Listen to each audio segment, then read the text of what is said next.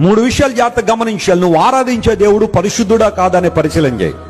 నువ్వు ఎవరి ముందైనా తల ఉంచావంటే, నమస్కరిస్తున్నావంటే, పూజ చేస్తున్నావంటే, ఆరాధన చేస్తున్నావంటే ఆ వ్యక్తి పరిశుద్ధుడా కాదనేది పరిశీలన చేయి. పరిశుద్ధత మచ్చుకైనా కనబడకపోతే అతడు దేవుని స్థానంలో ఉండడానికి వీల్లేదు.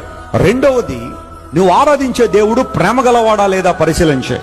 నీ మీద ఆయనకి ప్రేమ ఉందా లేదా పరిశీలన చేయి. అలా ప్రేమ ఉంది అంటే నీ కోసం ఏం చేశాడో చెప్పమను. ఆయన ప్రేమ గలవాడంటే మనుషుల కోసం తన ప్రేమను ఎలా వ్యక్తపరిచాడో చెప్పమను. మూడవది, దేవుడు మృత్యుంజయుడు ఉండాలి, మరణాన్ని జయించిన వాడై ఉండాలి.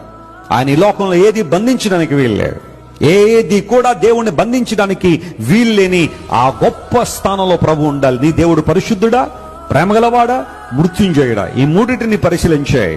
మనస్ఫూర్తిగా చెబుతున్నాను, ఆ మూడింటిని పరిశీలనలోకి తీసుకురాగలిగితే నీకు దొరికే ఒకే ఒక సమాధానం ప్రభు అని యేసుక్రీస్తు వారు మాత్రమే. హల్లెలూయా.